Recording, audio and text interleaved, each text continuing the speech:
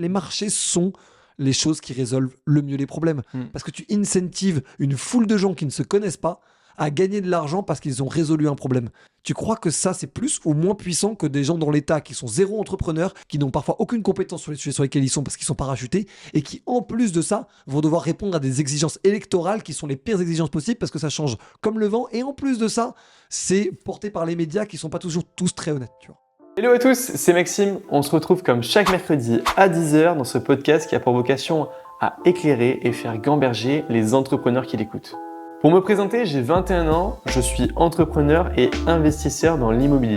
Et au quotidien, j'accompagne aussi des entrepreneurs comme vous à investir dans l'immobilier. En effet, j'ai un accompagnement qui aide les entrepreneurs à investir dans leur premier investissement locatif de A à Z et il est garanti au succès de l'opération.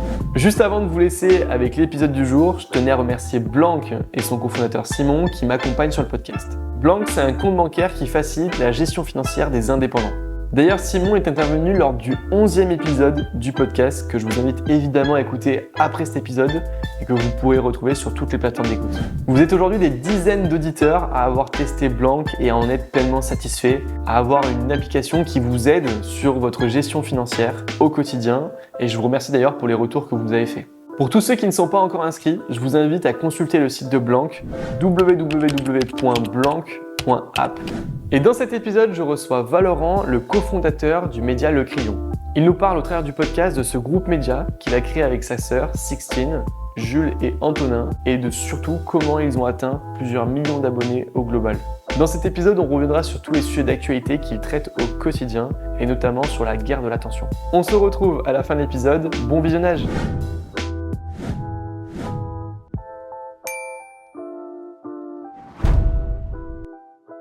Et on se retrouve avec Valorant. Merci Valorant d'avoir accepté mon invitation.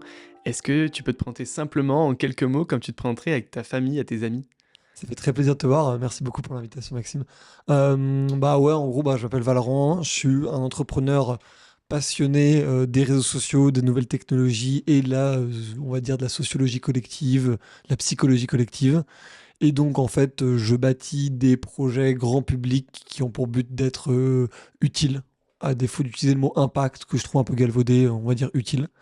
Et ça se matérialise globalement, prioritairement sur mon groupe média, du coup Le Crayon, 4 business units, Le Crayon Média de débat, Le Surligneur agence de contenu, notamment personal branding, La Toile, même si on changera de nom, qui est un cercle de leaders d'opinion pour les grandes entreprises, et les Pépites de France, médias et applications, sur le tourisme, le patrimoine et la singularité française, en gros. Génial. Écoute, du coup, tu es le frère de Sixtine Moulet-Berthaud, qu'on a reçu dans le 28e épisode de Jeune Entrepreneur, parce qu'à cette époque-là, il s'appelait Jeune Entrepreneur, le podcast. Et donc, on va voir l'évolution aussi qu'il y a eu, du coup, par rapport au passage de Sixtine, puisque les Pépites de France, par exemple, c'était pas acheté à ce moment-là. Enfin, Non, exactement. Vous avez fait une levée de fonds et tout, et on va en parler, du coup, dans la deuxième partie du podcast. Si on revient sur cette première partie, sur ton parcours, est-ce que tu peux nous expliquer quel type d'élève était Valorant quand il était au collège, au lycée ? Le gosse insupportable, je pense. Non, en gros, je suis hyper actif, diagnostiqué. Et donc, j'étais pas du tout fait pour le système scolaire tel qu'il est fait en France. Sans dire tout est acheté et tout. Moi, je le trouve pas du tout adapté à l'époque, au global, et pas du tout adapté au réel. Donc, que ça aille à des gens, c'est tant mieux. Moi, ça m'allait pas. Et donc, j'étais pas un cancre non plus, mais j'étais globalement dans milieu moyen de classe, quoi. Et notamment parce que je bossais pas, parce que je m'en foutais un peu des cours et parce que j'avais une relation assez conflictuelle avec l'école, parce que je sentais bien que c'était pas là où j'excellais. Et comme je voyais par ailleurs qu'il y avait des domaines dans lesquels j'étais plutôt bon, je faisais beaucoup de sport, j'apprenais d'autres langues, j'ai appris le chinois, je faisais du piano, j'ai fait de la basse, donc j'ai appris beaucoup de compétences hors école, sport, foot, tennis, ski, donc j'ai vraiment fait énormément de trucs en dehors de l'école, et j'étais plutôt bon en vrai dans ce que je faisais en dehors de l'école, et plutôt catastrophique au sein de l'école, et donc j'ai bien compris en fait que le degré de motivation et de kiff que je prenais à faire des trucs était directement corrélé aux résultats et à la qualité de ce que je produisais.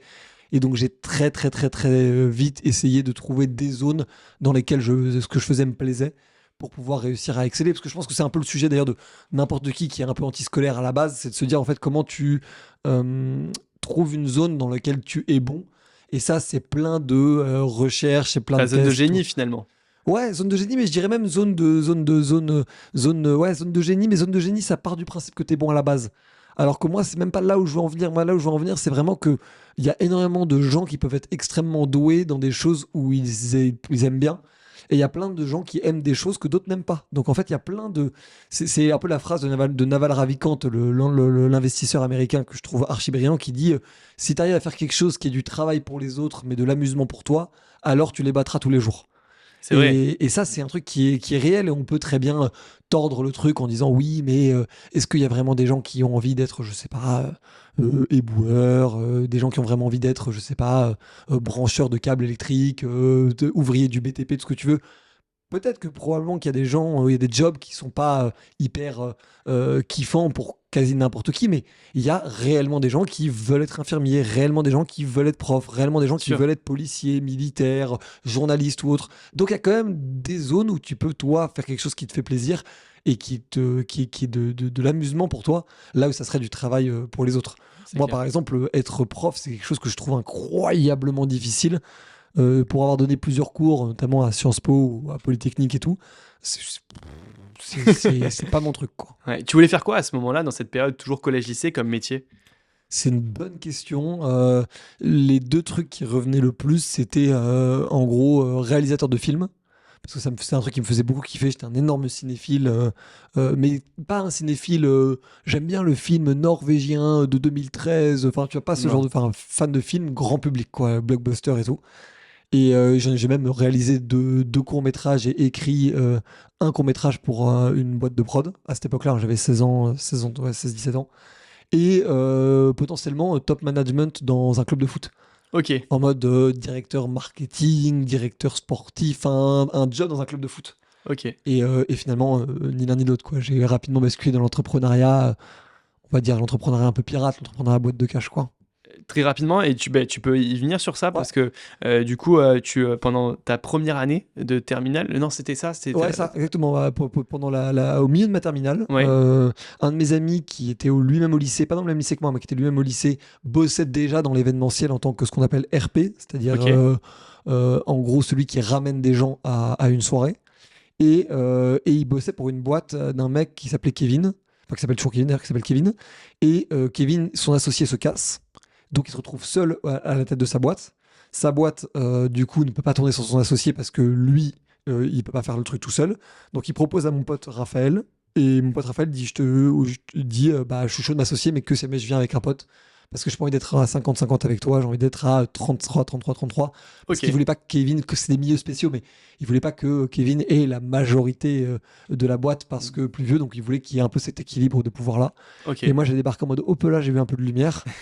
Mais j'avais déjà, je vendais déjà un peu enfin, je faisais déjà des petits business de côté, je vendais des coques d'iPhone, enfin, tu sais, je faisais des trucs un peu comme ça, tu vois. C'est ton premier pas dans l'entrepreneuriat finalement. Ouais. Est-ce que tu avais des mentors qui t'entouraient? Est-ce que tes parents étaient entrepreneurs eux aussi? Enfin, peut-être qu'ils le sont toujours d'ailleurs, mais Non, mon père a entrepris, mon père a monté une boîte dans la finance, mais c'est une banque privée, quoi. Donc c'est pas du tout les mêmes codes que l'entrepreneuriat dont nous on parle, tu vois. ouais, c'est pas l'artisanat finalement au Exactement. début où tu bricoles un petit peu, tu essayes de monter un projet, d'avoir tes premiers clients.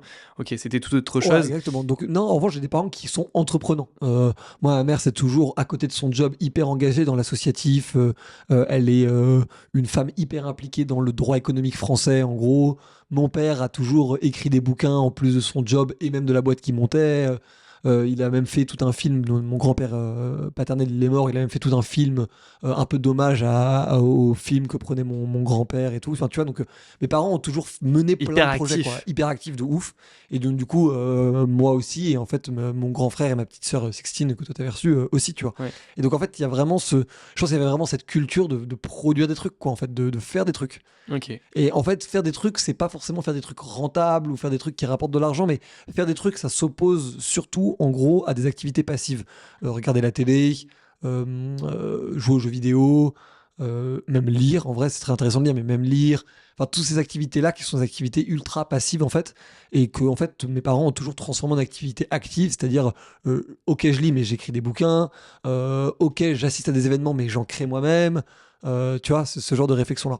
Et donc, du coup, nous, ça nous a paru très naturel de monter des trucs, tout ce que tu veux. C'est d'ailleurs pour ça que j'ai fait autant de choses, du chinois, de la basse, du piano, tout ce que tu veux. C'est parce que mes parents poussaient énormément dans ce sens-là, tu vois. Ok. Tu parles de rentabilité sur des projets comme ça. T'as quoi comme rapport avec l'argent durant cette période-là? Quand on est entrepreneur, on a un rapport potentiellement particulier, un peu atypique avec l'argent. Non, C'est mais quoi le tien? cette période-là, moi, c'était complètement lunaire parce qu'en fait, moi, enfin, projette-toi, hein, j'ai 17 ans. Et donc, en gros, ça, c'est de mes 17 à mes 19. Et donc, c'est l'âge où t'as le moins d'argent normalement et le plus de dépenses. Enfin, le ratio dépenses-argent disponible qui est le pire possible, le 17-19. C'est le moment où le statut social est la chose la plus importante qui compte. Et c'est le moment où tout le monde commence à sortir en boîte de nuit. Et moi, dans ce même moment-là, j'ai de une plus d'argent que n'importe qui de mon âge avec la boîte que je crée. Je contrôle l'entrée des boîtes de nuit, en tout cas des soirées que j'organise. Et en plus de ça, j'existe par mon propre nom, quoi. Je crée mon identité. Et en fait, c'est assez ouf parce que du coup, je vis quelque chose d'accéléré en fait. Je vis un peu ce que vivent, je sais pas, les personnes qui commencent à bosser. Tu sais, ceux que quand ils sont sortis d'une école, ce que tu veux, ils commencent à bosser, ils commencent à recevoir des vrais salaires. Et du coup, ils se retrouvent dans le truc ils commencent vraiment à sortir, à flamber de ce que tu veux, mais Ouais. ils ont généralement entre 24 et 28, tu vois, 24 et 30. Tu Toi, vois. t'as ça à 17 Moi, ans, j'ai ça à 17 ans, quasiment ouais. 18 ans, ouais. Ouais, et c'est complètement dingue. Et donc, on gagne pas mal d'oseille en vrai par mois, tu vois. On sort entre 2-3 000 et 6-7 000 en cash chacun, tu vois. Donc, c'est beaucoup, tu vois, pour cet âge-là. On a même fait certains mois à plus. Et cet argent-là que potentiellement, pas tout non plus, mais une bonne partie, je redépense tout de suite dans les boîtes de nuit du week-end parce qu'en fait, les boîtes de nuit dans lesquelles je dépense, c'est celles de potes, mais dans les de potes qui vont dépenser quand c'est moi qui fais la soirée. Enfin, tu vois, le genre d'écosystème un peu Ouais. auto-entretenu où l'argent circule à une vitesse folle. Et en fait, tu apprends énormément de choses sur l'humain parce que le monde de la nuit, c'est globalement le monde où les gens sont le moins corpos, si je peux m'exprimer comme ça. Ouais. Et donc, en fait, tu te retrouves face à des choses qui peuvent être même potentiellement violente d'un point de vue psychologique, comme ça tu es en mode genre waouh, en fait tu découvres la part sombre de l'être humain, quoi. Ouais. Parce que bah, inévitablement le monde de la nuit ça touche à l'alcool, ça touche à la drogue, ça touche au sexe, ça touche au statut social, ça touche aussi à ce côté comment dire ça, ce côté est-ce qu'on m'a vu, est-ce qu'on m'a pas vu, enfin le côté sociabilité et tout. Et donc en fait tu vois tous les travers de l'être humain et nous on a vu un nombre de situations des filles qui avaient l'air d'être meilleures potes depuis toujours qui s'embrouillaient comme si elles se détestaient, des couples qui se trompent, des gens qui ont des âges complètement différents, enfin tu vois, Et voir ça en plus à spécial. cet âge-là, j'imagine que ça doit être un c'est- apprentissage de dingue pour la suite. Bah, en fait, ça te rend ultra. C'est paradoxal parce que je vivais une période qui était incroyable, mais en même temps, ça te rend ultra cynique. Ouais, ok. Parce que du coup, en fait, tu crois plus en l'être humain. Ouais. Tu passes littéralement ta vie à voir des gens dont la moralité est un peu aléatoire, tu vois. Et en tout cas, ceux que toi, tu dois gérer Mm. en tant que mec qui organise la soirée, c'est ceux qui ont la moralité aléatoire. Oui, Ceux qui forcément. font les choses bien, ils payent, ils Y a pas de dérangent souci, pas quoi. et ils avancent, tu vois. Mais ceux qui te posent problème sont ceux qui ont une moralité aléatoire. Donc tu vois des trucs de dingue. Des gens qui sont. Enfin, des gens qui boivent et puis après qui sont complètement bourrés, qui sont larmes aux yeux, en fait, en mode genre j'ai une vie de merde. Enfin, c'est hyper hard, c'est hyper violent comme truc. Donc Et- moi, ça m'a fait beaucoup progresser sur ce qu'est l'être humain, ce à quoi il aspire, qu'est-ce qui rend heureux, qu'est-ce qui rend pas heureux et tout. Et puis je pense que le fait d'être allé dans le fantasme de beaucoup de monde très très jeune et d'avoir été dans les coulisses de ce fantasme-là, Ouais. ça m'a aussi, je pense, bien vacciné contre le côté un peu show-off, le côté un peu fast life, tout ce que tu veux, que tout le monde fantasme. Mais qu'en fait, une fois que tu es dans les coulisses de ça, t'es en mode. T'as vu la facette, t'as vu c'est ce qu'on voit pas sur les réseaux sociaux et finalement Exactement. la vérité de ce monde-là, quoi. Et que derrière la story, avec une musique Star Wars et des bouteilles, en fait, il y a parfois beaucoup, beaucoup, beaucoup de tristesse, beaucoup de dépression et beaucoup de gens très malheureux, en fait. Et donc, c'est hyper important de comprendre qu'à ce stade-là de ma vie, moi, je suis un entrepreneur, c'est comme ça que je construis mon entité, mais je le suis d'abord et avant tout en tant que membre social d'un écosystème du monde de la nuit, tu vois. C'est-à-dire que c'est là, ça roule des mécaniques, c'est des gens qui se connaissent, enfin, c'est très communautaire en fait comme milieu, tu vois, parce que c'est les mêmes gens qui sortent, ce que tu veux.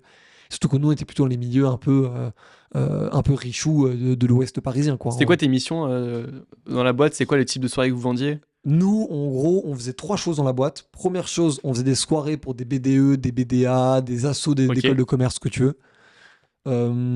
Deuxième chose, on organisait des soirées pour les entreprises. Ok.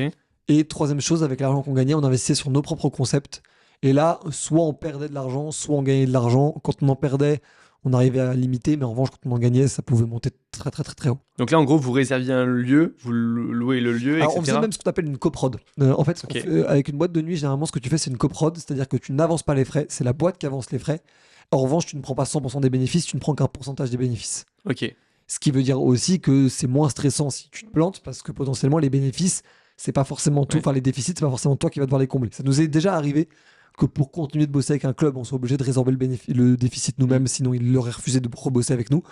Mais globalement, ça, c'était quand même un vrai parapluie de sécurité parce que si jamais tu te plantes, tu peux avoir, c'est con, hein, mais tu peux avoir un trou de 10, 15, 20 000 euros. Ouais, ça c'est va très très vite, c'est surtout vite à pas cet marrant, âge-là. ouais, c'est vite pas marrant du tout, tu T'as vois. pas une trésor énorme non Et plus. avec des gens globalement à qui tu rends l'oseille, hein. C'est ça le milieu de la nuit aussi, hein. Ouais. T'es pas dans un, là, t'es pas dans un monde où tu portes plainte ou où tu dénonces sur Twitter, hein. Ouais. T'es dans un monde où tu rembourses ou t'as un problème, quoi, tu vois. Ouais, c'est clair. Et heureusement, nous, on a réussi à plutôt se prémunir de ça parce qu'on avait eu l'intelligence de créer une communauté Facebook.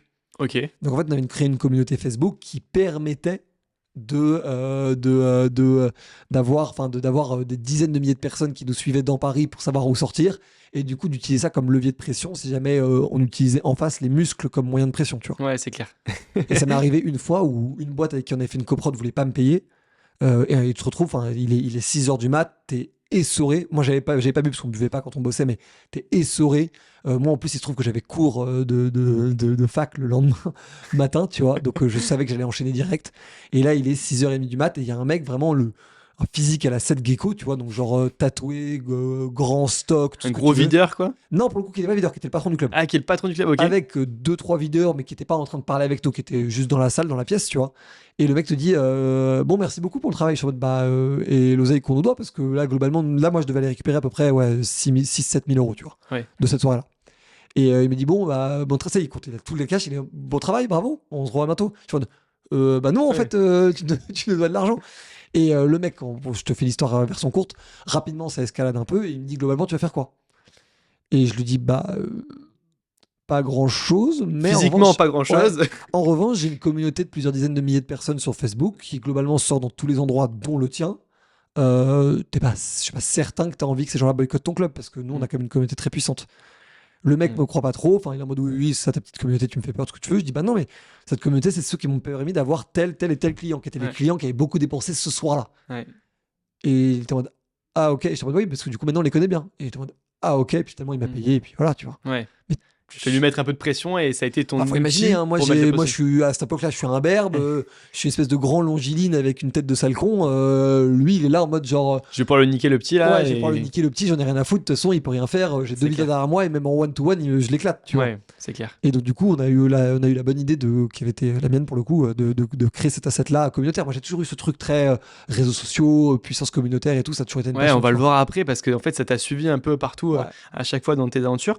Tu fais quoi comme étude à ce moment-là? Donc, Je suis à la Sorbonne en économie. ok, ça te Voilà.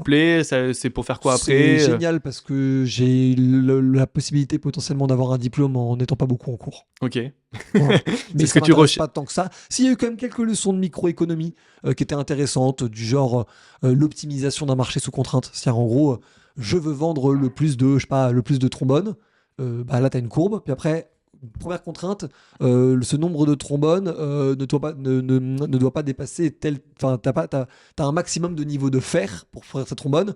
Sinon, si tu dépasses ce seuil-là, ça coûte plus cher.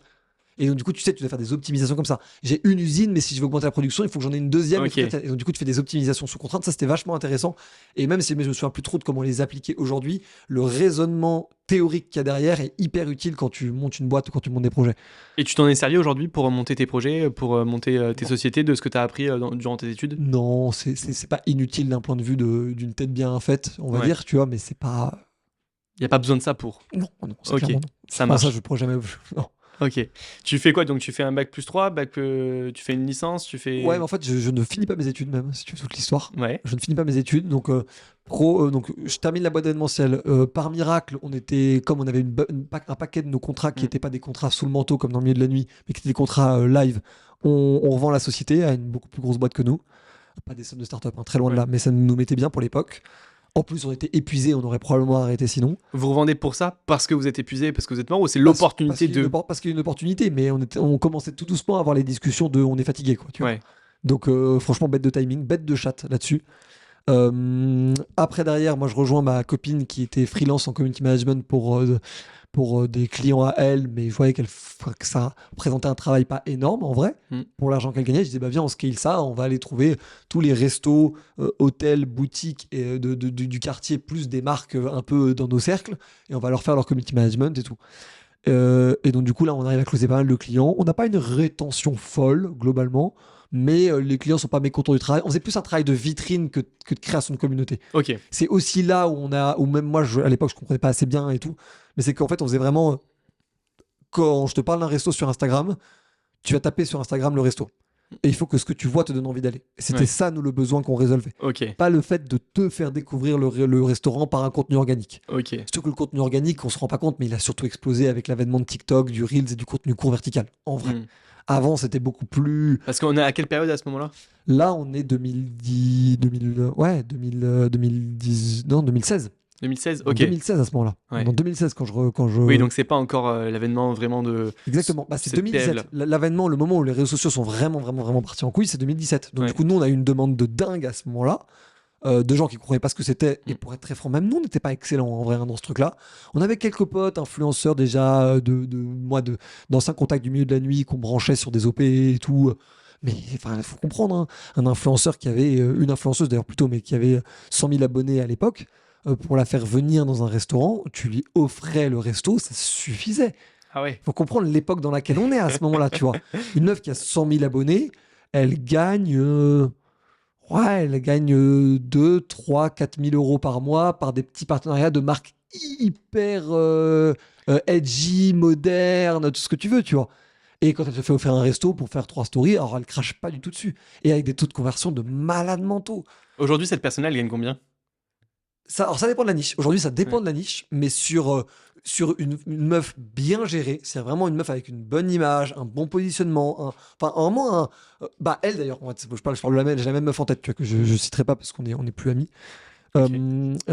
Cette même meuf avec l'exact compte qu'elle avait à l'époque aujourd'hui, ouais, elle peut aller à 10 en vrai. Ok. Parce qu'elle avait un branding un petit peu luxe, un petit peu fille à papa, un petit peu En faisant les bonnes OP au bon moment, elle peut exactement, arriver exactement. à. Et aujourd'hui, c'est clairement la meuf que les courses de chevaux hippiques pourraient prendre pour faire des sponsors. C'est Ouais. typiquement un truc que pourraient prendre quelques marques un peu de prêt-à-porter de luxe, tu vois, les Sandro, les trucs comme ça. Enfin, c'est un nail artiste, un Cédric Grolet, enfin, tu vois, ce Oui. genre d'univers, tu vois. Donc c'est quand même luxe et ça peut taper sur des montants assez Exactement. importants. Le presque luxe. Le presque Ok. luxe. Ça marche. Mais vraiment, elle faisait trois stories d'un resto. Le resto, il gagnait 400 abonnés. Enfin, c'était n'importe quoi, tu sais. Ah oui, Ah, donc mais c'est ça marchait bien à ce ouais, moment-là. c'est délirant.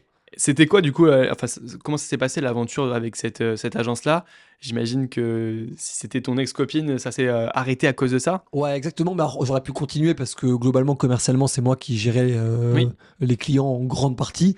C'est plus que j'avais envie de tout mettre derrière moi. Et puis, pour être très franc, j'étais pas fan du business. C'est juste que c'était hyper pratique pour pouvoir avoir ma relation et ma boîte au même endroit. Donc, du coup, de pouvoir gagner entre guillemets du temps, tu vois. Ouais. Parce que j'avais ressenti dans l'événementiel que quand je devais me taper des 6 du mat, alors qu'avec elle qui était pas là, Hmm. surtout en boîte de nuit, bah, elle n'était pas hyper contente. C'est aussi pour ça que je te dis qu'on n'était pas sûr de continuer aussi. C'est parce que même moi, je commençais à prendre des pressions de mon ex en disant, en fait, t'es quand même en boîte de nuit jusqu'à 6 heures du mat, je sais pas ce que t'y fous. Enfin, c'est Ouais, c'est stressant pour une meuf d'avoir un mec qui bosse dans les boîtes de nuit, tu vois. Ouais, c'est pas. Parce c'est que pas pour le coup, t'es littéralement chassé par un paquet de meufs tout le temps. Ah, Des meufs qui sont pas intéressées par toi en particulier, elles sont intéressées par le statut qu'elles croient que tu as, plus par les opportunités que tu peux leur permettre d'avoir. Ouais. Mais c'est vraiment délirant pour le coup. Il y a un côté très, ouais, très star flashy des magazines People en fait quand t'es à l'entrée d'une boîte de nuit, parce qu'en fait C'est voilà. toi l'organisateur de la soirée, Ouais, c'est toi qui as les c'est exactement ça. responsabilités. C'est le capitaine de l'équipe de foot aux États-Unis, tu vois. Ouais, Tu vois ce profil-là, tu vois du truc, bah c'est ça. c'est en lui fait. quoi. Ouais. Ouais, Ok. c'est un délire. Ok, et du coup, donc t'arrêtes cette agence-là, tu te lances en freelance pendant une Ouais, courte enfin, période, en gros, un je petit garde peu. les clients avec lesquels je préférais bosser pour continuer de gagner de l'argent parce que mine de rien, en fait, je voulais pas discontinuer de gagner de l'argent. Je gagnais de l'argent depuis mes 17 ans à ce moment-là et je voulais pas discontinuer. Et donc, du coup, j'ai gardé quelques clients et des clients plutôt instit. Donc des clients avec lesquels aussi il y avait un travail un peu plus global. J'ai bossé notamment avec, à ce moment-là, qui était le client avec lequel je bossais le mieux, qui était le Cercle Montesquieu, qui est l'association des directeurs juridiques. Et donc du coup, je gérais leur com, mais après j'ai récupéré aussi une partie de l'admin, une partie des événements, parce que j'avais déjà cette expérience-là. Et c'est trop kiffant, parce que moi, ça m'a commencé à me faire mes premiers cercles de réseau et tout, tu vois, parce que mine de rien, mon réseau, je l'ai construit moi-même, quoi, enfin, tu vois, sur ces rencontres-là et tout. Et donc ça, c'était cool. Mais globalement, je suis en dépression entrepreneuriale, tu vois. Ouais. La vie est belle, hein, en vrai, mais je suis en dépression entrepreneuriale. Je sais pas ce que je vais faire de ma vie, tu vois. Ok, et du coup, à ce moment-là, tu réfléchis à Le Crayon, Ouais. donc aux médias que tu souhaites lancer. Comment vous avez les premières étapes et c'était quoi finalement la première idée de Le Crayon Média? La première idée, c'est Sixtine qui vient me voir parce qu'elle était au lycée en Suisse, Sixtine avec ma mère. Elle me dit, j'en ai ras-le-bol, les gens de ma classe, ils comprennent rien à la politique parce que Sixtine, depuis très jeune, comme moi, mais Elle était passionnée par ça, par passionné la par politique. ça, moi aussi, mes parents aussi, donc on en discutait beaucoup et tout en famille. J'ai l'impression qu'elle est passionnée et toi aussi par le débat. Ouais. C'est non Parce qu'on pas était même pas- pas trouver la politique en elle-même, mais vraiment le débat dans tous les sens du terme. Et parce qu'on adore cet esprit que je trouve moi très français, très panache je peux pas te laisser dire ça. Tu vois. Et ce truc du je peux pas te laisser dire ça Ouais. est quasiment, on va dire, l'idée de départ du crayon, quoi, tu vois. Et donc du coup, ma sœur à la base veut vulgariser la politique. Et moi je dis, bah vulgariser la politique, ça se fait déjà un peu. Il y a un peu Hugo Décrypte déjà à l'époque, il y a un peu Osons causer et tout, tu vois. Et je dis, ouais, moi je pense qu'il y a vraiment un truc à faire sur le débat, parce que moi je mate pas mal de débats à l'époque. Et je dis, il y a rien sur le digital. Et tous les débats qui existent à la télé, c'est globalement des gens de plus de 50 ans en costard. Et c'est très bien, mais c'est pas la France. Enfin, c'est pas toute la France, tu vois. Et donc, du coup, on s'est dit, on s'est parti de cette idée-là. Et on a créé, du coup, enfin, moi, j'ai développé une app en HTML et une partie en no-code, du coup, une app média, où on faisait des articles. Là-dessus, on recrute, du coup, des chroniqueurs, dont Jules et Antonin. Qui seront aux futurs associés. Qui sont mes futurs cofondateurs, ouais, exactement. Et on se rend compte quand même, bah, on fait quand même 12 000 téléchargements sur l'app en 3 mois, donc c'est pas rien. C'est pas mal. Bah, encore une fois, le levier communautaire que j'avais, enfin, moi j'ai toujours eu cette grosse fibre-là, tu vois. Mais on voit bien que la rétention est pas ouf, on fait entre 500 et 1000 vues par article, enfin, c'est vraiment. C'est T'as- chiffre faible, quoi. Tu vois. T'as une vision business à ce moment-là quand Non, vous lancez aucune. le projet Aucune. vous vous lancez vraiment pour le kiff Là, je suis full passion. et pour Ouais. la passion de se dire on va essayer de Oui, lancer des débats entre des Français, etc. et de partager ça. exactement. Nous, en fait, ce qu'on se disait, c'est que ce qu'on fait est important. Donc, Ouais. on verra si ça marche financièrement ou pas. C'était pas du tout notre sujet, mais ce qu'on fait est important parce que déjà, dès le début du crayon, qui s'appelait même le crayon politique, Ok. le crayon politique, les chroniqueurs qu'il y avait étaient déjà de l'extrême gauche à l'extrême droite. Déjà au tout début. Ouais. On avait un mec qui était littéralement de la 5e internationale, donc tu fais pas plus à gauche que ça, hein, quoi. C'est marxiste, toi, comme délire. On avait une meuf hyper intersectionnelle, donc les traits combat trans, LGBT, tout ce que tu veux. Ok. Tout comme on avait un type fan de Sarkozy qui était en droit à Assas et une meuf qui était déjà à l'époque au FN, parce que Ouais. c'était encore le. Front National. Non, c'était justement au moment de la transition. Au moment de la Ok. transition. Et donc, du coup, en fait, t'avais dans les pots d'équipe à l'époque de l'extrême droite à l'extrême gauche, quoi, Ouais. tu vois. Mais c'est Déjà énorme à parce que j'ai l'impression que vous êtes vraiment le média qui rassemble les opposés. Et c'est ça que je trouve énorme. Je me souviens d'une vidéo où, je pense que c'est une des plus connues, où il y a un acteur, une actrice porno, Ouais. en l'occurrence, et un prêtre Ouais. qui échangent à ce moment-là. Et c'est fou, cette vidéo, elle paraît... Je me dis, mais il n'y a aucun média, il n'y a personne qui aurait eu l'idée de lancer cet échange-là, Alors que pourtant, ça me paraît évident, moi, mais, en fait. et qui est génial. La vidéo, elle est top. Enfin, Ouais, moi, ça je fait trouve ça, plaisir. je trouve Merci ça vraiment beaucoup. incroyable. Les discussions, les échanges, ils ont un point de vue complètement opposé. Ils arrivent à se mettre d'accord sur certaines choses. Et il y a d'autres choses où ils seront jamais d'accord de toute façon, mais ils ont un point de vue différent. Et en fait, on comprend les deux. C'est-à-dire qu'on se met à la place des deux. Et moi, si j'étais une actrice porno, bon, voilà, et je penserais la même chose qu'elle. Et si j'étais un prêtre, bah, je penserais la même chose que lui. Et c'est vrai que c'est énorme de dire, bah, en fait, on est tous différents. Mais oui, de Et ouf. on comprend qu'on peut avoir différentes opinions, différents points de vue. Et je trouve que ça, c'est cool déjà que vous ayez. Mais ouais, et puis en plus, réussi c'est à tout, créer ça. on en veut, on en a besoin, ça fait du bien, quoi. Ça fait avancer la Ça société. fait du bien, je veux dire, on en a ras-le-bol d'avoir les gens qui sont d'accord entre eux. Enfin, quel est le projet d'échanger des idées si c'est pour être d'accord entre soi? Enfin, vraiment ça, je ne comprends pas comment on peut adorer à ce point-là ah oui, mais ça, c'est vraiment pas bien. Ah bah oui, je suis d'accord. Ah bah oui, je suis d'accord. Ah bah oui, je suis d'accord. Ah bah oui, je suis d'accord. Quel est le niveau d'exigence Ouais. intellectuelle qu'ont les gens, quoi, tu vois? Ah, ils sont d'accord entre eux parce qu'ils Ouais. appartiennent à la même partie et que c'est l'obligation d'être d'accord, de montrer un point de vue de force finalement. Et c'est pas forcément la réalité de ce qu'ils pensent en plus. Exactement. Et puis, en fait, c'est le principe d'esprit de contradiction, de contrarian thinking, comme disent les entrepreneurs américains. Parce qu'en fait, si jamais ton idée résiste à la critique, c'est qu'elle est solide. Si elle ne résiste pas à la critique, c'est qu'elle l'est pas. Et on devrait faire un filtre de ça. Le côté safe place, safe zone, safe tout ce que tu veux, Il y a un moment où j'aimerais qu'on puisse se permettre le droit de dire que la safe place ou la safe zone, je parle pas quand tu as vécu des trucs, quand tu témoignes. Je parle Bien quand sûr. tu émets des idées. Émettre des idées en safe zone, c'est partir du principe que son idée se ferait éclater la gueule en 8 si jamais elle était contredite. Mm. Donc c'est peut-être que c'est pas une bonne idée, en fait. Tu vois ce que je veux dire? Mm. Et j'en ai marre de cette espèce de mollesse intellectuelle qu'on a on se contente d'être d'accord entre gens d'accord. Oui, d'accord, très bien, merci, au revoir. Mais on peut vraiment on peut discuter de sujets sérieux, faire avancer les choses sans être d'accord et sans se hurler dessus aussi. Parce que parfois, on a associé un peu le crayon à une image un peu sulfureuse de gens qui se bastonnent la gueule. Mais dans la réalité des faits, c'est pas vrai. Et c'est pas juste pour nous de le dire. Parce que la réalité, c'est que sur les 500 émissions qu'on a faites, il y en a 10, 15 où ça a vraiment chauffé. Bah, ça fait pas un énorme ratio si tu fais le calcul.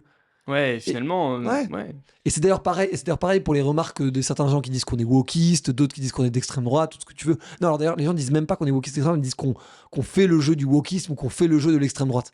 On fait le jeu de personne. Ça s'appelle la démocratie, tu vois.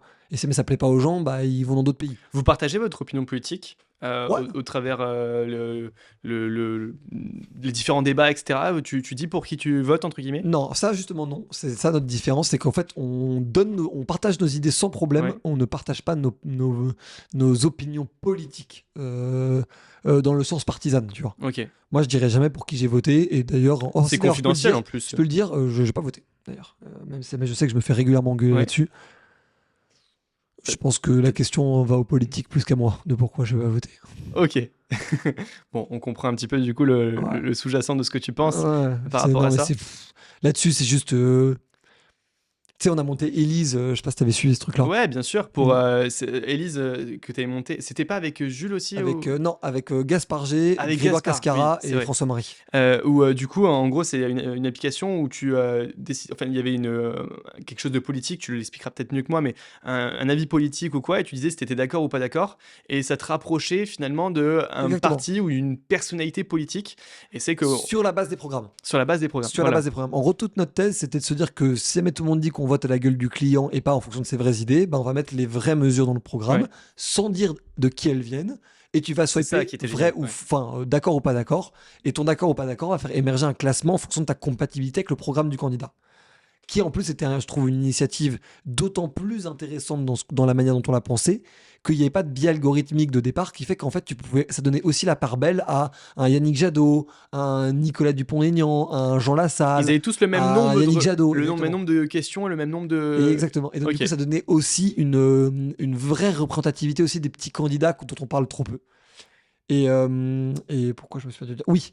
Et en fait, moi, ça m'a autant pris humainement ce projet parce que en fait, moi, je vote plus. Je vote plus. Je vote plus parce que le vote blanc n'est pas compris, que je trouve qu'une bonne partie de nos politiques sont quand même vraiment des irresponsables donneurs de leçons et que ça commence à rendre un peu zinzin. Et que j'en ai marre aussi que l'État soit décisionnaire et responsable de tout le temps, quoi. Et c'est quoi la solution pour toi? Même si je veux pas qu'on rentre dans un débat politique, c'est pas le but du podcast, loin de là. C'est une très bonne question. C'est super difficile en vrai. J'ai pas la prétention de savoir mieux qu'eux non plus. C'est important de le dire. Moi, je pense que la première chose, je pense que le système n'est plus le bon en vrai. Je milite pas forcément pour une 6ème République comme la France Insoumise, mais en tout cas, je pense qu'il y a une vraie question de la structure du régime qu'il faut questionner. La deuxième chose, c'est l'hyperpuissance du public. Je pense qu'il y a un paquet de sujets où le rôle de l'État n'est pas de financer ou de sanctionner ce que tu veux, mais de réguler. Donc l'État doit définir des règles pour qu'un marché opère, en gros. Et que pour moi, c'est ça le rôle de l'État. Donc de réguler pour qu'un marché opère, pas pour financer l'un ou ne pas financer l'autre. Parce que là, du coup, tu te retrouves avec des trucs biaisés, où tu as d'un côté des grandes entreprises qui ont des centaines de millions ou voire milliards de subventions ou de dons d'impôts, de tout ce que tu veux, et versus de l'autre côté, bah, c'est compliqué. Ils choisissent leur combat, donc forcément. Et de l'autre côté, c'est compliqué pour une PME qui a 200 salariés de se refinancer à la banque alors qu'elle est potentiellement déjà rentable, mais qu'elle a eu une période de 6 mois difficile. Donc en fait, tu as des asymétries que je trouve, à force de vouloir toujours faire du cas particulier sur tous les sujets tout le temps, en fait, on ne comprend plus rien. Il y a des lobbying énormes par rapport à ça. Et je vais te prendre un exemple très précis qui je trouve très intéressant parce qu'en plus, il est très écologique, donc ça parlera probablement à beaucoup de gens pour qui c'est un combat important. Pour expliquer, moi, ma vision de la politique. Aujourd'hui, on a trop de plastique. Moi, ma vision de la politique, c'est un politicien dit ou vote une loi en disant plus de plastique. Zéro. Du coup, tu vas me dire, ah, mais oui, mais du coup, c'est le bordel, plein de gens vont perdre leur job et comment on va faire, comment on va faire? Bah, le marché va trouver une solution. Parce que vu que le sac plastique est un besoin, bah du coup les gens vont trouver une manière de résoudre ce besoin parce que ce besoin-là a une demande, donc a de l'argent et donc du coup ça a poussé des venture capitalistes à investir sur des startups, des grands groupes à pousser des innovations, des mairies à montrer l'exemple et à innover là-dessus. Donc en fait ça pousse toute la société à se réveiller et à innover parce que tu as foutu une contrainte day one de régulation. Et après est-ce que l'État peut, on va dire, faire un crédit d'impôt à une grande entreprise pour qu'elle pousse une innovation sac plastique? Oui, d'accord, ok, pourquoi pas. Mais venez, on met des règles très claires sur les trucs et après on laisse les marchés résoudre les problèmes. Les marchés sont les choses qui résolvent le mieux les problèmes. Parce que tu incentives une foule de gens qui ne se connaissent pas à gagner de l'argent parce qu'ils ont résolu un problème. Tu crois que ça, c'est plus ou moins puissant que des gens dans l'État qui sont zéro entrepreneurs, qui n'ont parfois aucune compétence sur les sujets sur lesquels ils sont parce qu'ils sont parachutés et qui, en plus de ça, vont devoir répondre à des exigences électorales qui sont les pires exigences possibles parce que ça change comme le vent. Et en plus de ça, c'est porté par les médias qui sont pas toujours tous très honnêtes, tu vois. Ouais, je suis totalement d'accord avec toi. Et après, il y a aussi mais on va rentrer sur des débats politiques où moi j'ai l'humilité de me dire, enfin, j'y comprends rien. C'est-à-dire que ça m'intéresse énormément, tu vois. Donc je regarde Ouais. beaucoup de choses, etc. Mais je me dis, il y a des choses que je pense on ne pourra pas maîtriser nous en tant que C'est sûr. électeurs et citoyens il y a des choses tellement puissantes, ça me paraît tellement évident, tu vois ce que tu dis, je suis 100% d'accord, mais pourquoi on le fait pas? C'est-à-dire que est-ce qu'il n'y a pas des choses dont on ne maîtrise pas? Est-ce que si demain on met pas ça en place, l'Allemagne qui produit des sacs plastiques va en produire 2 fois plus et on va faire de la contrebande de sacs plastiques et avant qu'on contrôle tous les commerces de France qui distribuent des sacs plastiques et à qui on va mettre des amendes, il va se passer tellement de temps et on va mettre des amendes sur des petits commerçants qui ont déjà pas d'argent, tu vois ce que je veux dire? Bah, tu vois, c'est ça que j'aime dans le débat. Oui. Je te sors une idée et tu me sors un très bon argument. J'ai pas la réponse. Ouais. Je peux pas te dire exactement. Mais j'ai pas non plus. Non, mais je sais, mais Dans tu le vois, sens ça, inverse. c'est un très bon Ouais. argument. Donc mon idée est peut-être pas si bonne que ça. Parce Ouais. que à un seul argument que tu as sorti, alors qu'il y en aurait potentiellement des dizaines à sortir contre mon idée, voici un premier argument où j'ai pas forcément de réponse. J'ai envie de te dire à l'échelle européenne, mais je crois pas du tout. Ouais. Et après, même l'échelle européenne, après derrière, tu fais rentrer l'Asie et l'Amérique. C'est clair, et tout ce que parce tu que veux. de toute façon, si jamais on s'accorde tous avec l'Europe pour interdire le plastique, je pense qu'il va se passer 15 ans et tu auras toujours des concurrents asiatiques qui diront bah non, jamais de la vie. Oui, mais après, Nous, on du le coup, produit à rien du tout et voilà. ouais, mais du coup, pendant ce temps-là, on est en mode taxe des SUV quand ils se gardent en Paris. Et t'es en mode genre, pourquoi pas? Mais enfin, tu vois, enfin, c'est. Ouais, je suis d'accord avec toi. Il y a des trucs qu'on comprend pas, mais qu'on ne maîtrise pas. Et ça nous fait une belle transition, tu vois. On parlait de débat, du coup, pour revenir sur le Crayon Média, sur, du coup, la société que vous avez créée, donc, de base avec Sixtine, et où après, il y a Antonin. Non, vraiment, ça c'est important. On était tous les quatre au début. Ah, vous étiez tous les quatre au Oui, début même c'est- quand vous c'est avez juste- créé la société? Ouais, exactement. C'est Ok. parti de l'idée de Sixteen qu'on a remodelé à deux. Ouais. Et ça a été les premières personnes à être dedans. Et en fait, quand on a monté le crayon, donc plus le crayon politique, mais le crayon, c'était tous les quatre et tous les quatre au même niveau de décision. Directement Ouais, associé c'est hyper au important. projet. Ouais, c'est des cofondateurs, c'est pas Ok. des associés.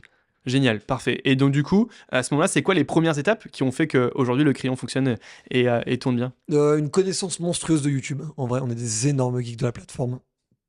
Et donc, du coup, en fait, on est janvier 2020 quand on décide de changer le crayon politique en le crayon et de passer full média digital Ok. vidéo.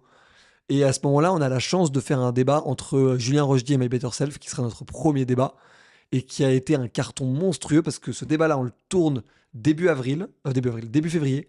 On le sort 3e de février, 2e de mars, on est en confinement. Ok.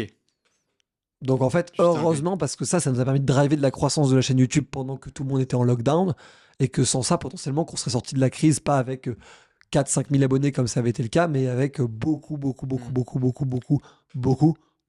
bien que ça. Et du coup, vous avez profité de la crise pour vous lancer à 100% Exactement. Et pour organiser en fait un peu tout le truc, sachant qu'on n'est pas créé de boîte à ce moment-là, on a juste créé le média, tu vois. La boîte, on la créera en juillet 2021. Ok. Avant, on faisait toutes les factures, on les faisait passer sur mes auto-entreprises, tu vois. Par simplicité, parce qu'on n'est pas encore discuté de questions de capital, enfin, parce qu'on est encore dans le projet un peu. Ouais, vous avez lancé le truc et vous avez vu après finalement la rentabilité que ça pouvait avoir. C'est quoi les premières ressources financières que vous avez avec un média? Les premiers revenus qu'on fait, c'est de la prod. Ok. Publicitaire et interview pour des entreprises. Certains anciens clients, encore une fois. Ouais, que t'avais toi Exactement. de Et moi, base. au tout début, j'ai mis quelques dizaines de milliers d'euros. Enfin, j'ai mis 20-25K dès le début du crayon pour Ouais. matos et des trucs comme ça. Ok, ça marche. Et, De la revente de WRTP. et qu'est-ce qui s'est passé entre le moment où vous créez cette boîte-là, du coup, en juillet 2021, et le moment où vous avez les premiers recrutements, où vous commencez à staffer et à devenir vraiment une entreprise rentable? Bah, en fait, on est rentable depuis le premier jour, théoriquement, on va dire, parce que au moment où on a commencé à recruter, créer la boîte et faire tout ce truc-là, on gagnait de l'argent déjà. On gagnait pas beaucoup d'argent, mais on gagnait de l'argent déjà. Et comme on se payait pas, on perdait pas d'argent. Et on a commencé, et en fait, on a vraiment fait comme une boîte bootstrap, hein, c'est-à-dire tu gagnes 10 000, tu essayes de faire en sorte qu'il y ait 4 000 qui te restent pour ton développement, et les 6 000 restants, ils vont à tes salaires, tes coûts, des trucs comme ça. Et donc, on a progressé de manière linéaire, plutôt par rapport à ça, avec mine de rien une communauté et une audience qui grossissait pas mal. Donc, on commence à prendre de la place, à recevoir des gens de plus en plus sérieux. Najat Vallaud-Belkacem, Bernard Cazeneuve, François-Xavier Bellamy. Donc, un peu assez politique au début, et avec quand même toujours quelques youtubeurs iconiques. Comment vous accédez à ces personnes-là? Comment vous avez réussi à les convaincre de venir dans votre média? 3 leviers que les gens peuvent utiliser pour faire ce genre de choses. Le premier, l'audace. Il y a un moment où il faut avoir le Et courage. ça marche bien. Et ça marche très très très bien. Ouais. Deuxième chose, la mise en relation des premiers invités que tu as déjà eus. Si jamais toi, après le podcast, tu me demandes... J'envoie direct un message. Après, moi, la parution du podcast. Dès que Ouais. la parution, j'envoie un petit message où je dis, tu le recevras du coup, merci beaucoup, il a fait tant d'écoutes, ou ça s'est bien passé, j'ai eu des retours, regarde, j'envoie 2-3 screens, et j'envoie, est-ce que tu as quelqu'un à me recommander pour un prochain épisode? Voilà. Ça et marche là, de et là fou. du coup, ça marche. C'est Maxime qui m'a recommandé ton profil. Avec Maxime plaisir. Maxime Astius qui était Ouais, passé, du on coup. embrasse Max. Si tu regardes. Et bah, tu vois, et ça, du coup, ça permet marche bien. de comprendre très, très, très vite. Et la troisième chose, c'est vendre quelque chose aux gens qu'ils ont besoin. C'est du marketing. Un politique a besoin de parler aux jeunes. On était un média jeune, ils étaient politiques, ça fitait. Ouais. Et en fait, donc c'est un peu comme ça que tu peux réussir un peu à faire ton truc. Ou pour un youtubeur, de se dire, t'as une tierce chaîne qui te fait parler sans que tu aies besoin de toi faire la vidéo. Et donc, du coup, qui te permet aussi de te donner un crédit différent parce que tu le dis pas tout seul dans ta chambre, mais tu le dis face à des gens, tu vois. Ok. Ah, Voilà. c'est pas mal. Et puis la proposition de valeur sur le débat, hein, qui est très forte. Oui, finalement, ouais, Enfin, vous avez des concurrents, vous avez d'autres mais personnes justement, qui bah, font comme vous ou pas? Ah, justement, c'est ça qui est ouf. Ouais. Il n'y a pas un média de débat sur Internet hors le crayon. C'est un truc de fou. Pourquoi, à ton avis? Parce que c'est super dur d'organiser des débats. Ouais. Super dur. Organiser des débats, c'est dur. Faire un bon débat, c'est dur. Faire que les deux invités acceptent, c'est dur. Faire que les deux invités acceptent et soient pertinents entre eux avec de la contradiction et quelques points d'accord, c'est dur. Faire en sorte que ça se hurle pas dessus, c'est dur. Faire en sorte que tu te fasses pas défoncer par les internets par la sortie de débat, et c'est dur. Enfin, je sais pas la liste, c'est super difficile. Il y a déjà des débats qui se sont mal passés? Oui. Ouais, et que vous avez du coup pas publié? Non, ça non. Vous avez toujours publié le débat et. Nous, on a une promesse, c'est la transparence avec la communauté. Ok. Donc du coup, même si ça se passe pas très Exactement. bien et que c'est un peu gênant sur le débat, etc., vous le publiez. Exactement. Nous, on est le plus transparent qu'on peut avec la communauté parce que c'est nous notre engagement, on va dire. Tu vois, c'est vraiment ça, c'est ça les choses auxquelles on croit, quoi. On croit à un média d'ampleur, un média national, parce qu'on est en train de le devenir. Là, on a quand même 1,6 million d'abonnés là sur le Crayon. Ça commence à être assez dodu, tu vois. Et nous, on croit vraiment qu'un média comme ça, qui pratique de la transparence régulièrement et qui, en plus de ça, le fait avec de la bonne humeur, des blagues, un peu de décontraction, c'est ça dont on a besoin. On a besoin littéralement de l'inverse du truc statutaire et autoritaire. Ok. Et aujourd'hui, il y a. En gros, au lieu d'avoir un prof désagréable, tu as besoin d'un pote intelligent. Ok, je Et vois. nous, on je va être le comprends. pote intelligent et pas le prof désagréable. C'est une belle image, j'ai compris le truc au moins. Aujourd'hui, vous avez quand même une belle communauté, beaucoup de personnes qui travaillent avec vous sur le crayon. Je vois les stories, vous êtes. On est 25 là dans le groupe. Ouais, j'allais dire une quinzaine, donc même du coup 25 salariés, etc. C'est énorme, ça tourne bien. J'imagine qu'aujourd'hui vous vous payez aussi, tous les 4, évidemment, heureusement. Comment ça s'est passé et comment vous avez réussi à gagner de l'argent, à monétiser un média pour tous les auditeurs, tu vois, qui lancent un média et qui se disent, mais en fait, aujourd'hui, un média, c'est quasiment pas rentable. Aujourd'hui, tout entrepreneur n'est pas rentable. En soi, il y a un partenaire au début du podcast, ça nous permet de payer les frais par rapport à ça, mais on n'a pas de rentabilité où on pourrait se dire, voilà, on gagne on a 20-30% de marge par rapport à ce qu'on fait. Pas du tout, quoi. Ouais, je comprends très bien. Comment vous avez réussi à le faire, vous? C'est une bonne question. Nous, on a eu une thèse depuis très, très, très, très, très tôt. Donc, c'est vraiment au tout début de notre thèse. Parce que tu me demandais, est-ce qu'à l'époque, vous gagnez de l'argent? Est-ce que vous saviez comment? Bien sûr. Bah, on ne savait pas trop, mais on était convaincus que si jamais on avait beaucoup d'audience et beaucoup de crédibilité, on arriverait à faire de l'argent, on ne sait pas trop comment. Mais en fait, nous, notre thèse, c'est surtout que les annonceurs, donc le modèle sponsor brand content, c'est pas un modèle qui marche pas, c'est un modèle qui marche. Mais c'est un modèle qui est hyper difficile et qui, en plus de ça, te limite dans ta croissance parce que tu peux pas produire illimité de vidéos. Donc, tu as forcément une limite. Et là où nous, très tôt, on a compris quel était le bon modèle, c'est le modèle de Welcome to the Jungle, de MrBeast ou de Stéphane Plaza. c'est le modèle de ce qu'on a appelé nous, parce qu'en fait, on est les premiers à vraiment en parler. Même aux États-Unis, personne n'en parle. Tu tapes le nom sur Internet, le mot sur Internet, c'est limite moi qui tombe en premier. C'est Media Led Company, une entreprise drivée par son média. Donc Welcome to the Jungle, c'est facile à comprendre. C'est le média Welcome to the Jungle qui drive vers la plateforme payante pour les entreprises, Welcome to the Jungle. Pour le recrutement. Exactement pour le recrutement. MrBeast, les chocolats Feastables, Stéphane Plaza, les agents Stéphane Plaza. Je te fais pas la liste, mais il y en a d'autres. Ouais, il y en a Blast plein. de Anthony Bourbon. Il utilise son image pour mettre en avant le finalement. guide ultime, Ouais. les pépites de France avec son application. Enfin, tu vois, c'est ça le jeu. Ok. Et donc du coup, début 2022, on monte le surligneur, agence de relations presse et de personal branding pour les entrepreneurs. Et là, c'est un product market fit quasi instantané. Il y avait un gros besoin dans le marché, il y avait très très peu d'acteurs.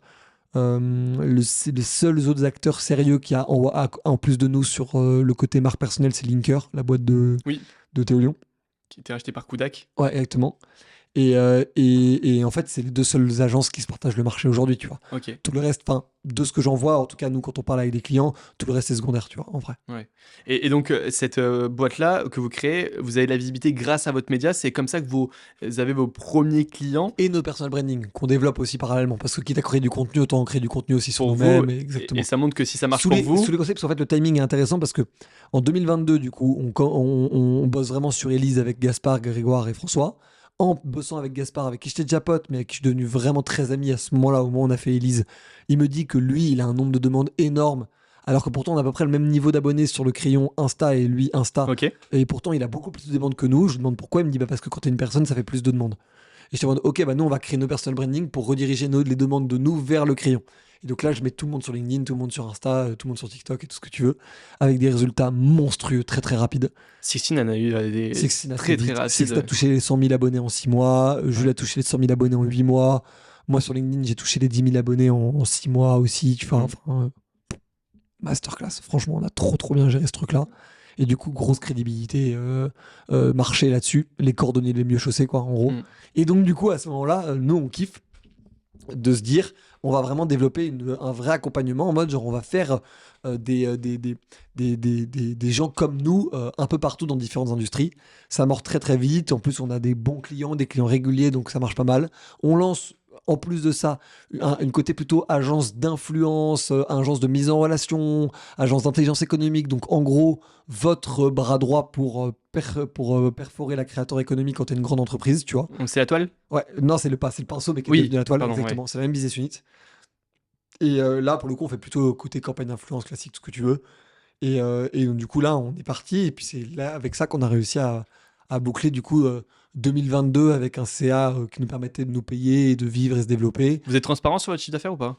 Oui, on l'est, mais je préfère donner des ordres de grandeur parce que, Bien en sûr. fonction des calculs, ce que tu veux, en gros, on a fait 500 000 la première année. Ouais. Les 18 premiers mois de première année, donc 2022. Ouais. On a fait 1,5 million en 2023. Et là, Ok. on est sur une trajectoire à 3 millions. Ok, donc avec Ouais, même un une peu croissance, plus, pour l'instant. une belle croissance, quoi. Ouais, une très, Franchement. très belle croissance. On est hyper, en vrai, on est hyper content. C'est juste que je sais pas trop comment me positionner par rapport au fait d'être public sur les chiffres parce que d'un côté, moi, je kiffe les boîtes qui font ça, je kiffe la philosophie qu'il y a derrière ça et tout. Et d'un autre, j'ai toujours l'impression que ça va toujours être tordu contre ton intérêt plutôt que dans ton intérêt. Et il y a pas mal de gens, par exemple, qui connaissent certains entrepreneurs qui parlent de leur chiffre d'affaires quasiment que à travers leur chiffre d'affaires. Et moi, ça me frustrerait qu'on résume le crayon à 3 millions de chiffre d'affaires, tu vois. Ouais, c'est clair. Genre, ok, on fait 3 millions de chiffre d'affaires. Promis, on le passera pas en extrait pour utiliser le podcast. Ils font 3 millions de chiffre mais d'affaires. j'en ai déjà, Non, mais j'ai j'aime déjà- pas ça non je plus, l'ai déjà moi. glissé en des posts et tout ce que tu veux, mais tu vois, le fait qu'on fasse 3 millions de chiffre d'affaires, Ça résume pas le ça crayon. résume pas les 3,7 millions d'abonnés qu'on a sur les réseaux sociaux, ça résume pas le nombre de moments de démocratie qu'on a créé Et en l'utilité interne, que vous voulez avoir exactement, finalement. le réseau qu'on a développé, enfin, tu vois, et ça me frustre parce que c'est même, on me dit, je fais 3 millions de chiffre d'affaires et qu'on me dit, ouais, mais il y a ce mec-là dans l'IMO, il fait 10, tu vois, je suis en mode, ouais, mais tu vois, c'est pas la Ça même a rien à chose. voir, Ouais, ouais. exactement. Ouais. Vous avez fait une levée de fonds Ouais. récemment. Est-ce que tu peux nous dire pourquoi vous avez fait cette levée de fonds ? Quel était l'objectif Il y avait un seul et unique objectif, c'était de racheter les pépites de France Ok, et de se garder une trésor pour potentiellement faire d'autres rachats dans le futur. ok. Pour l'instant, il n'y en a pas dans les cartons. Il y en avait un dans les cartons, mais on l'a avorté. Un média sur Twitter, non ? Ouais, exactement. Ouais. T'es chaud. Ouais. Sexy m'en avait parlé. T'es très chaud. Exactement. Et donc les Pépites de France qu'on a racheté à nos amis Lucas et Erwan, Ouais. qui était globalement, on va dire, un média un peu réseaux sociaux, qui manquait un peu de prod, qui manquait un peu de crédibilité et tout, mais qui avait la commu, qui avait l'application, qui Très avait, suivi, ça a ouais, qui avait super bien déjà marché. En 350 000, organique, ça marchait super 350 bien, 000 quoi. utilisateurs sur l'application, 1,5 million d'abonnés, toutes plateformes confondues quand on l'a racheté et tout. Donc vraiment un beau bébé, quoi, tu vois. C'était quoi le business model? Enfin, c'est quoi le business model des Pépites de France? Sponsor et application. En gros, tu Ok. as donc les sponsors sur le média digital, comme tout média digital. Sauf que là, pour le coup, en structure de coût par rapport à l'audience, t'es hyper bien. Ouais. Parce que globalement, là aujourd'hui, tu as 6 personnes qui bossent aux Pépites de France, tu vois. Ok. Bah, en fait, 6 personnes pour des brand content ou des sponsors qui vont coûter entre 5 et 15 000 balles en fonction Ok. du partenaire, bah, en fait, c'est rapidement rentable, tu vois. Ouais. Et l'application qui est notre vraie média-led compagnie, comme je disais, où en gros, c'est une application qui est gratuite, mais avec une version payante qui t'offre tout un tas d'avantages, notamment le fait d'avoir tous les lieux, y compris les secrets, et les secrets sont évidemment les meilleurs, et d'avoir des réductions en veux-tu en voilà sur tout ton tourisme français et tout. Ok, ça Tout ça marche. pour quelques euros par mois. Génial. Et donc là, vous avez 6 salariés. C'est quoi l'objectif de cette boîte-là? La faire grossir le plus Ouais, possible? ouais, exactement. Exactement. Amener la partie média que vous avez fait avec le crayon? Exactement, et vu que ça sortira en juin, je pense que je peux le dire, mais ça se profile un petit partenariat avec le Tour de France, par exemple. Génial. Ah ouais, Ouais. c'est pas mal ça. C'est une belle Ouais. partie. Je voulais revenir pour amener sur la fin du podcast sur la guerre de l'attention qu'on vit. Ouais, putain, trop cool, j'adore ce sujet. J'ai l'impression que c'est énorme. On est franchement alpagué par énormément de contenu sur les réseaux sociaux, etc. Comment tu essayes de gagner cette guerre-là? C'est une vraie bonne question. J'aimerais déjà introduire la question de l'économie de l'attention en essayant de faire prendre un peu de vision aux gens, en disant, les gens pensent que l'attention, c'est les réseaux sociaux. Les gens n'ont pas compris que l'attention, c'est tout. Le sport, c'est de l'attention. Littéralement. Je veux dire, le football, la Ligue des Champions, où on s'est fait baiser 3-2 par Barcelone. On sera plus accurate quand le podcast sortira, mais ça, c'est de l'attention. Le Ouais. sport, c'est l'économie de l'attention. Ils seront déjà peut-être éliminés. Exactement. Ils sont même probablement éliminés. Deuxième truc, les films. Les films, c'est l'industrie de l'attention. Les jeux vidéo, c'est l'industrie de l'attention. La lecture, c'est l'industrie de l'attention. Les médias, c'est l'industrie de l'attention. Enfin, tu vois. Tout. Et en fait, ouais, exactement. Ouais. En fait, quasi tout. Et c'est là où, en fait, en partant de cette conception-là, que tu peux réussir à être beaucoup plus créatif. Parce que quand tu as compris ça, tu comprends que ton sujet, c'est pas forcément d'avoir un stade de foot en mode, je sais pas, faire un Lorient-Toulouse comme match, tu vois. Bah, Lorient-Toulouse, ça a beaucoup de chances de faire moins de téléspectateurs que si tu mets globalement, en gros, Thibaut InShape, Squeezie, McFly et Carlito sur le terrain de foot. Exactement. Tu vois. Ouais, et pourtant, Et du coup, tu peux le créer niveau des technique ponts. sera peut-être un peu moins intéressant. Exactement, exactement. Mais parce qu'en fait, tu peux créer des ponts Ouais. dans l'industrie de l'attention en disant que l'attention, c'est évidemment un truc qui est sectoriel. La manière dont je regardais les médias ne va pas être la manière dont je regarde le foot, qui va pas être la manière dont je regarde les films. En revanche, ne pas comprendre que les gens qui regardent les trois sont les mêmes, c'est ne pas comprendre la base de la créateur économie et de l'industrie de l'attention. Donc c'est ça, ça c'est le vrai point de départ, c'est le vrai constat de départ. Ok. Après, comment t'opères dessus? T'opères dessus, selon moi, à 3 niveaux. Premier niveau, le plus important de tous, évidemment, capter l'attention. Comment capter l'attention? Globalement, la règle numéro 1 pour capter l'attention, c'est de faire de son contenu un essentiel pour les gens. Je sais pas si t'as des youtubeurs ou des créateurs de contenu court que tu kiffes, mais quand ils sortent une vidéo, t'es content. Tu as une espèce de petit sentiment dans ton bide de Ouais. ah, c'est cool. Ouais, c'est ok. Ouais, ça, si t'arrives à procurer ça chez les gens, t'as gagné. Ouais. Ça, c'est la première étape. La deuxième étape, c'est de construire un système de monétisation qui te permet de te dire que tes vidéos-là, ces vidéos que tu produises, elles ne te coûtent pas de l'argent, elles te rapportent de l'argent. Ouais. Donc ça, la meilleure méthode, et de très loin, c'est la Medianet Company. Je fais des vidéos sur le sport, je monte une marque de complément alimentaire ou une application pour faire du sport, genre Sissimua ou Thibaut InShape. Ouais. Si jamais je suis, je sais pas, on va dire dans l'écologie, je monte une marketplace de marques responsables que les gens peuvent consommer, ils sont certifiés par moi, vous inquiétez pas.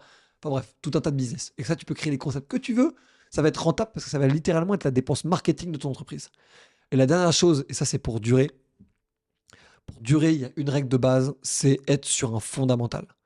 Beaucoup de gens créent du contenu sans être sur un fondamental. Le débat, on débattait il y a 50 ans, on débattra dans 50 ans. Les pépites de France, on découvrait la France il y a 50 ans, on découvrira la France dans 50 ans. Alors qu'il y a plein de sujets, je sais pas, on va dire la musique, les jeux vidéo, ces trucs-là sont beaucoup plus fragiles si tu es dans la mauvaise niche de ce truc-là. Donc là, en gros, c'est trouver quel est le point fondamental de ton contenu. Est-ce que le point fondamental de ton contenu, c'est la discussion entre amis? Est-ce que c'est le fun, les blagues? Est-ce que c'est tout ce que tu veux? Parce que sinon, en fait, tu vas avoir beaucoup plus de mal à te renouveler. Et ça, c'est le problème des gens. Ils ont parfois beaucoup trop de mal à se renouveler. Parce qu'ils comprennent pas que leur contenu, c'est une drogue associée à une idée. C'est pas forcément associé à un contenu type. David Castello-Lopez, il passe de intéressant à small talk sans que personne ne voit de problème à ça. Parce que ça reste toujours la même chose. Apprendre des choses de manière décalée et drôle. C'est le même fondamental. Et dans 50 ans, on voudra toujours apprendre des choses de manière décalée et drôle, tu vois. Ouais, c'est clair. T'as des conseils, toi, à donner à des personnes qui veulent se lancer, tu vois, sur les réseaux sociaux, se lancer dans la création d'un média, etc. C'est quoi que tu donnerais le plus comme conseil? Bonne question. Partez du principe qu'on s'en fout de vous. C'est quand même la première vraiment grande étape de compréhension humaine. Tu parles du fait d'avoir peur de se montrer, d'avoir peur de Ouais. cette partie-là. Exactement. En mais fait, de on l'autre s'en côté. fout de... Mais de l'autre côté, aussi de croire que ça va percer très vite. Ouais. On s'en fout de vous, ce qui est génial parce que vous pouvez tenter plein de trucs, mais qui est aussi dur parce qu'en fait, on s'en fout de vous. Donc, Ouais. c'est à vous Littéralement, de donner ouais. une bonne raison aux gens de pas s'en foutre de vous. Ok. C'est important, c'est à vous. Ouais, ouais. C'est pas à eux de s'intéresser à vous, c'est à vous. Ça, c'est le premier fondamental. Après, sur des trucs, il y a des hacks, il y a des techniques, tout ce que tu veux, ce que tu veux, ce que tu veux. Et puis, il suffit de suivre Sixino moi sur LinkedIn pour en avoir plein. Mais le vrai truc, je pense, qui peut être intéressant d'aller explorer cette idée-là, c'est de comprendre le principe de l'offre et la demande. Si vous publiez 2 vidéos par jour, vous allez probablement percer d'un point de vue du volume de vues et du nombre de gens qui vous verront, de ce que tu veux. Et puis, ça peut permettre de, tu vois. En revanche, comprenez que cette méthode-là, ça crée plus d'offres que de demandes de votre contenu. Donc, ça peut créer un effet négatif sur la vision qu'ont les gens de vous. Moi, je vais prendre cet exemple-là, je vais prendre l'exemple de Léo Duff. Je sais pas si ça vous parle, Léo Duff. Non, ça me parle pas, moi. C'est un putain de youtubeur dont je suis archi fan du contenu parce Ok. qu'il les écrit, c'est millimétré, c'est ultra quali. C'est même un gars, quand il fait une sponsor, j'ai envie d'acheter le produit. Tu vois ce que je veux dire? il C'est est très très vraiment bon. bien écrit, tu vois. Ok. Il sort une vidéo toutes les 2 semaines, une vidéo toutes les 3 semaines. Ouais. Et il fait pas de reels, il fait quasiment rien d'autre. Et donc, du coup, tu l'attends vachement et Bah ouais. ce truc-là qu'il a De ouf. créé avec toi. De ouf. Ok. Et que beaucoup de gens vont te donner comme conseil de bombarder sur TikTok le plus de contenu possible. Même pour commencer? Même pour commencer, beaucoup de gens décident de faire ça. Non, Ok. non, pardon, mais même Oui, pour c'est- commencer, tu penses que ça Ah, serait justement, une je vais technique, venir. Alors que se dire que tu vas publier un contenu ultra choc Ouais. sur un domaine bien ciblé en dégommant une idée reçue, par exemple, tu vas forcément attirer l'attention. Et donc là, tu as intérêt à pas en publier beaucoup, mais en publier des cliniques. ouais. Et bien travailler finalement Et c'est le fond Exactement. et la forme de ce que tu vas faire. Et si les gens veulent comprendre qu'est-ce que j'ai en tête quand je pense à ça, regardez sur Instagram l'esprit critique. Ok. 0 à 500 000 abonnés en 18 mois sur Instagram, avec une vidéo par semaine sur la thématique de la rhétorique. Si tu fais difficilement plus exploit comme truc. Ah ouais, c'est clair. L'esprit critique. Ben, on regardera après le podcast. Et avec, vraiment avec grand plaisir. incroyable contenu. Du coup, comme c'est incroyable comme contenu, je t'en parle. Du coup, les gens qui nous écoutent vont regarder et tu ouais. vois, Oui, parce c'est que c'est ça, incroyable le et contenu. voilà, c'est ça. l'algorithme, c'est les gens. Ouais. L'algorithme, c'est les gens. Mm. Les gens, ils ont presque oublié, tu sais. L'algorithme, c'est les gens. Ouais. Donc, ça met ce que C'est tu des montres, humains, on s'en ça bat les reste des couilles, humains, ouais. bah, on s'en bat les couilles, c'est Ouais. tout, tu vois. Et donc, c'est pour ça que c'est vachement intéressant. Alors que si jamais, par exemple, tu me défends une position un peu originale et tu me dis, par exemple, qu'est-ce que je peux prendre comme exemple dans le côté entrepreneur qu'on peut dire et de ce que tu veux bah, le côté typiquement levée de fonds, pas levée de fonds, enfin, Ouais. tu sais, ce débat un peu que tu as dans les sphères Bootstrap ou entrepreneuriales pas, et de ce que tu veux. Tu prends position en disant pourquoi lever de fonds est une énorme erreur. Lever des fonds est une énorme erreur. Mm. Et tu fais une vidéo YouTube là-dessus de 8 minutes ou de 15 minutes. Tu donnes tout ton argument. Exactement, en prenant des exemples très concrets. Et à la fin de ta vidéo, tu mets un petit bon. Je dis pas que lever des fonds, c'est vraiment qu'une connerie. Tu peux très bien le faire pour ça et ça. Mais voilà, à mon avis. Les gens, ils sont restés 12 minutes scotchés à ton truc pour voir si t'es d'accord ou pas avec toi. Et t'as créé une légitimité sur l'entrepreneuriat. Et si ta vidéo est bonne, les gens en demanderont. Ok, pas mal, j'aime bien. C'est quoi qu'on peut te souhaiter avec le Crayon Média, avec tout ce que tu fais au quotidien? J'ai l'impression que tu as une vie à 200 à l'heure avec, Je suis un peu fatigué là. ouais, avec les grandes gueules sur RMC, avec BFM Business, avec tous ces trucs-là à côté. Ouais. Ça a du sens de faire tout ça pour toi quand même, avant juste de parler de Ouais, l'avenir? moi, ce qu'on peut me souhaiter, c'est de continuer de vivre ton aventure. En vrai, moi, c'est ce que j'ai souhaité le plus dans ma vie personnelle et professionnelle, c'est de vivre des aventures. J'ai envie de vivre une vie dont je me souviendrai quand je serai sur mon lit de mort, en gros. C'est ça, moi, mon jeu. Donc, oui, l'argent, c'est important pour ça. Oui, avoir de l'impact, c'est important pour ça. Oui, bien bosser, enfin tous les poncifs que tu as, oui c'est bien, mais moi c'est pas ça qui m'intéresse le plus à titre perso, pour être très franc. Ce qui m'intéresse le plus, c'est de vivre des aventures de dingue. Et ça, pour le coup, avec le crayon, j'en ai ma dose. Hein. Ouais, j'imagine. Franchement, j'en ai ma dose, tu vois. Ok, et du coup, dans la suite de Le Crayon, vous avez des étapes clés là qui vont arriver? Vous avez des choses Ouais, là, on a une grosse étape clé qui est, ça sera probablement, le podcast sera publié à ce moment-là, mais on va relâcher la partie patrimoine de l'application de Pépites de France. Ok, Donc là, tu as les paysages naturels, pépites Oui. naturelles, et là, on va lancer les pépites du patrimoine en section de l'application. ok, très bien. Donc gros lancement de début mai, en gros. Donc c'est pour ça que d'ailleurs après je dois repartir rapidement parce que j'ai une réunion à ce sujet. Ouais, Et après derrière le fait de faire de la toile, donc ou le changement de nom qu'il y aura après entre-temps, le sac des jeunes leaders d'opinion a un gros succès et amorcer tout doucement une espèce de c'est l'endroit où faut être. ok, Si on arrive à faire de ce truc-là, c'est l'endroit où faut être dans les sphères économiques, médiatiques, business et influence. C'est l'endroit où faut être. Si on réussit à faire ça, ça sera sous forme d'événements aussi? ouais, Il y aura des exactement, c'est ça. événements ok, Exactement, c'est des événements et privés. ouais, Et pour l'instant privé, ça bouge, ça sera pas public avant un paquet de temps. D'abord privé et après des rencontres one-to-one, du consulting et tout. ok, En gros, c'est les grandes entreprises qui nous payent un membership à l'année pour trois choses. La première, c'est des événements. La deuxième, c'est des mises en relation et des rencontres one-to-one avec des jeunes leaders d'opinion. Et la dernière chose, c'est du consulting sur leurs enjeux précis et particuliers. Quoi. ok, ça marche. Bon, bah écoute, l'heure a sonné. Je crois aussi, ouais, Non, c'est malheureusement. parfait. Merci beaucoup, Merci Valorant, Maxime pour l'invitation. j'ai juste 2 dernières questions, Vas-y. toutes très rapidement. Est-ce que tu aurais un conseil à donner à un entrepreneur qui nous écoute aujourd'hui et un conseil qui t'a impacté toi dans ton aventure entrepreneuriale? Alors, le conseil que j'aurais à donner à un jeune entrepreneur, c'est de comprendre ce truc-là. Nombre de clients fois l'argent qu'il te donne fois le temps qui reste, c'est ça l'argent. Ok, C'est ça le chiffre d'affaires dans une boîte. ouais, Tout le reste, c'est globalement des versions plus compliquées de ce paradigme-là. Donc, tu as trois choses sur lesquelles tu peux agir. À quel point tu as grand nombre de clients, à quel point tes clients te payent cher et à quel point ils restent longtemps. super. Où est-ce qu'on peut te contacter si on veut échanger avec toi pour LinkedIn. LinkedIn? LinkedIn, ouais. LinkedIn. Allez, super. Je réponds à tout le monde si jamais le message est vraiment personnalisé et que c'est pas un truc de prospection. En gros. Ouais, c'est clair. Mais ça veut pas dire que je Ça réponds, se oui, comprend. mais je réponds. Ok, Parce merci que là, beaucoup. pour le coup, t'es le dernier podcast que je vais faire avant un paquet de temps. Ok, bah écoute, c'est un honneur. Merci beaucoup. Plaisir. J'espère que l'interview vous a plu. N'hésitez pas à vous abonner à la chaîne YouTube, à partager, à commenter. Et on se retrouve mercredi prochain à 10h pour un nouvel épisode.